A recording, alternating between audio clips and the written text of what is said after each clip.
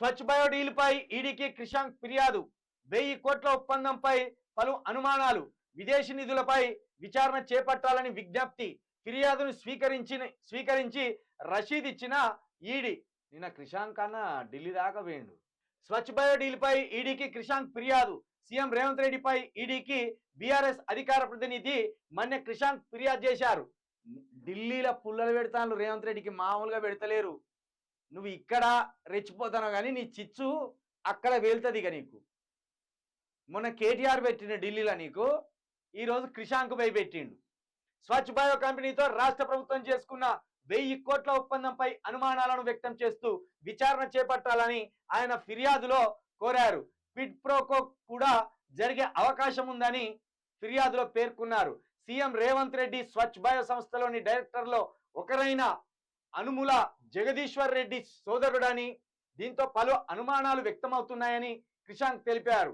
ఆయన ఇచ్చిన ఫిర్యాదును నమోదు చేసుకున్న ఈడీ అధికారులు ఇందుకు సంబంధించిన రషీదును కూడా క్రిషాంక్ ఇచ్చారు. సీఎం రేవంత్ రెడ్డి అమెరికా టూర్కు 5 రోజుల ముందే ఈ కంపెనీ రిజిస్టర్ అవడం, అందులో జూబ్లీహిల్స్ అడ్రస్ తో రిజిస్టర్ కావడం అనుమానాలకు తావిస్తుందన్నారు.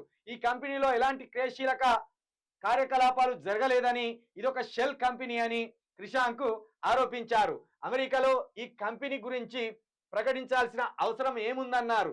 మనీ లాండరింగ్ తో ఏమైనా సంబంధాలు ఉన్నాయా, ఇందులోకి ఏమైనా విదేశీ నిధులు వస్తున్నాయా అన్న అనుమానాలు కలుగుతున్నాయన్నారు. ఇక ఈ ప్రాజెక్ట్ ఒప్పంద సమయంలో సీఎం రేవంత్ రెడ్డి పక్కనే ఉన్న హర్ష పసునూరి గురించి ప్రత్యేకంగా ప్రస్తావించారు క్రిషాంక్. ఈ సంస్థతో ఆయనకు సంబంధం ఏంటని విషయాన్ని ఫిర్యాదులో పేర్కొన్నారు.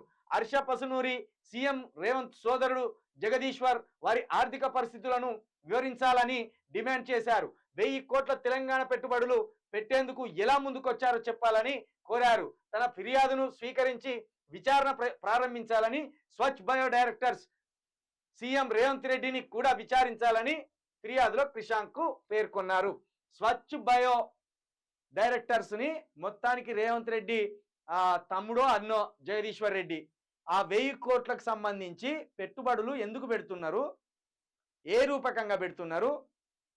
ఇది ఒక సూట్ కేస్ కంపెనీ. అంటే ఏంటంటే ఇప్పుడు మనకు కంపెనీ ఉన్నది అని రాసుకుంటాం, ఫలానా వ్యక్తికి ఒక కంపెనీ ఉన్నది అని ఓ పేపర్ రాసుకొని ఆ కంపెనీ పేరు మీద ఒక 1000 కోట్లు తెచ్చుకోవాలని చూస్తాం. తీరా చూస్తే ఆ కంపెనీ ఉండదు, పేపర్లు మాత్రమే ఉంటాయి, కంపెనీ ఉండదు. వాటినే షెల్ కంపెనీస్, సూట్ కేస్ కంపెనీలు అంటారు.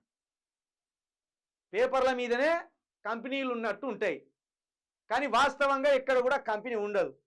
అలాంటి డీలే ఈ అనుముల జగదీశ్వర్ రెడ్డి సీఎం పర్యటనలో భాగంగా మొన్న అమెరికాలో కుదుర్చుకున్నాడు. ఇది ఒక షెల్ కంపెనీ అనేది ఇక్కడ క్రిషాంక్ దీని మీద విచారణ జరపాలని ఈ స్వచ్ఛ బయో డైరెక్టర్స్ కి ఈడీకి ఫిర్యాదు ఇచ్చి వచ్చాడు. 100% ఈ 1000 కోట్ల ఇదేంది జూబ్లీహిల్స్ పేరుతో అట మీటింగ్ పెట్టేటప్పుడేమో కంపెనీ లేదట, ఆ వారం రోజుల ముందే కంపెనీని ఏర్పాటు చేసుకున్నట్టు ఈ ఒప్పంద పత్రాల్లో రాసుకున్నారట. అంటే 1000 కోట్ల తెలంగాణ సొమ్ము కథం అందుక తినాలని చూస్తాను కదా వాళ్ళు. 100% ఈడీ దీని మీద ఫోకస్ చేయాలి.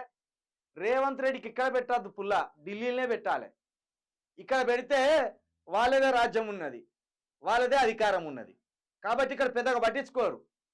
ఏది పెట్టాలన్నా రేవంత్ రెడ్డి అక్రమాలను, రేవంత్ రెడ్డి అన్యాయాలను, రేవంత్ రెడ్డి అవినీతిని, రేవంత్ రెడ్డి దుర్మార్గాన్ని ఎక్కడ ఎండగట్టాలన్నా చక్కగా ఢిల్లీకి పోవాలి, ఢిల్లీనే చూపించి రావాలి.